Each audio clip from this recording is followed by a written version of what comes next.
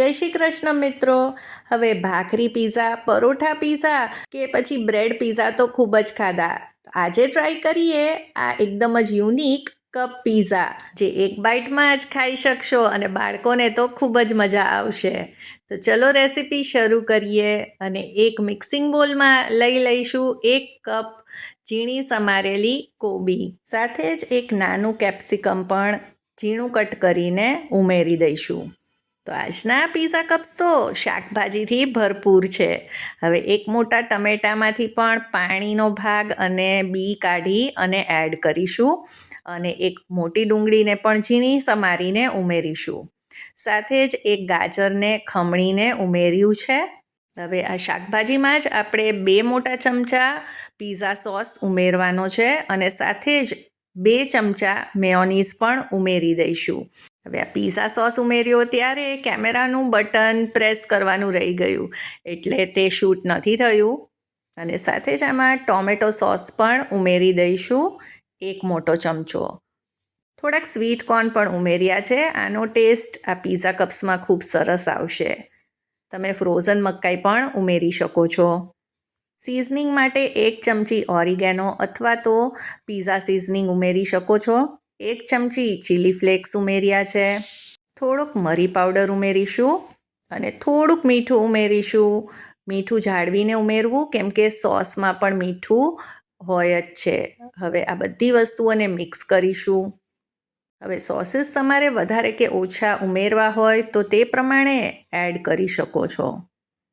હવે pizza cups બનાવવા માટે આપણે આજે બ્રેડનો ઉપયોગ કરવાના છીએ। અને જો તમારે દુનિયાના સૌથી હેલ્ધી પીઝા ખાવા હોય કે જેમાં ન તો પીઝા બેઝ, ન બ્રેડ, ન ભાખરી, ન કોઈ લોટનો ઉપયોગ કર્યો હોય, તો આ મારી રેસીપી જરૂરથી ચેક કરજો, તમને ખૂબ જ પસંદ આવશે।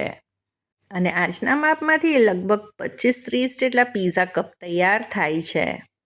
હવે ઘરમાં આ રીતે કોઈ પણ નાની વાટકી હોય કે ડબ્બાનું ઢાંકણું હોય તે લઈ લઈશું, અને બ્રેડની સ્લાઇસ ઉપર રાખી આ રીતે તેમાંથી આપણે આ વાટકીના સાઇઝના નાના નાના ગોળ સર્કલ્સ કરી લઈશું।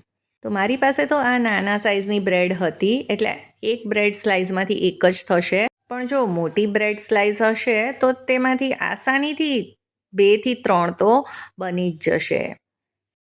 તો હવે આ બ્રેડના સર્કલ તો તૈયાર છે। તો હવે આપણે પીઝા કપ બનાવી લઈએ। તો પીઝા કપ બનાવવા આપણે અત્યારે અપ્પે સ્ટેન્ડ કે પનિયારમ સ્ટેન્ડનો ઉપયોગ કરવાના છીએ। આની કેવિટીઝને તેલથી કાં તો પછી બટરથી ગ્રીસ કરી લઈશું, અને હવે આ સર્કલને આ રીતે તેમાં મૂકીશું, અને નાની કોઈ પણ વાટકી લઈ અને આ રીતે હળવા હાથે પ્રેસ કરીશું, તો તરત જ તે વાટકી કે પછી આ જે કેવિટી છે તે શેપમાં આવી જશે। હવે આમાં ખાસ એ વાતનું ધ્યાન રાખવાનું કે બ્રેડ તાજી જ વાપરવાની। જો જૂની બ્રેડ હશે, થોડીક ડ્રાય હશે, તો તે તૂટી જશે, ભાંગી જશે, અને આ રીતે કપ્સ નહીં તૈયાર થાય। હવે દરેક કેવિટીમાં 1 થી 1.5 ચમચી જેટલું કે પછી સમાય તેટલું આ સ્ટફિંગ ઉમેરી દઈશું। તો આખી પ્રોસેસ અપ્પે સ્ટેન્ડને ગેસ ઉપર મૂકતા પહેલાં જ કરવાની, એટલે આસાનીથી થઈ શકે।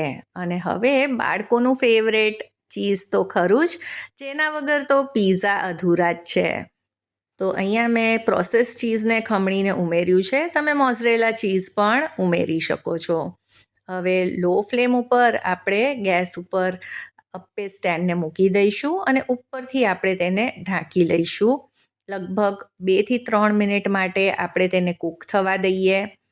બ્રેડનું લેયર નીચેથી એકદમ જ સરસ ક્રિસ્પી થઈ જાય છે, જેના લીધે આ પીઝા કપ્સનો સ્વાદ એટલો બધો સરસ આવે છે ને કે આ બધાને ખૂબ જ ભાવશે। પ્લેટમાં કાઢ્યા પછી ઉપરથી થોડુંક ઓરિગેનો અને ચીલી ફ્લેક્સ એડ કરીશું, અને કરીશું ગરમા ગરમ એન્જોય। મારા કહેવાથી આ રેસીપી જરૂરથી ટ્રાય કરજો, ઘરના નાના મોટાને ખૂબ જ ભાવશે। અને છે ને એકદમ જ શાકભાજીથી ભરપૂર અને ઝટપટ તૈયાર થઈ જાય તેવી આજની આ પીઝા કપ્સની રેસીપી। જો આજની આ રેસીપી તમને થોડીક પણ પસંદ આવી હોય તો તેને લાઇક કરજો, ફ્રેન્ડ્સ અને ફેમિલીમાં શેર કરજો, અને ચાર્મીઝ ગુજરાતી રસોઈને સબસ્ક્રાઈબ કરવાનું બિલકુલ ન ભૂલતા। ફરી મળીએ નવી રેસીપી સાથે। જય શ્રી કૃષ્ણ।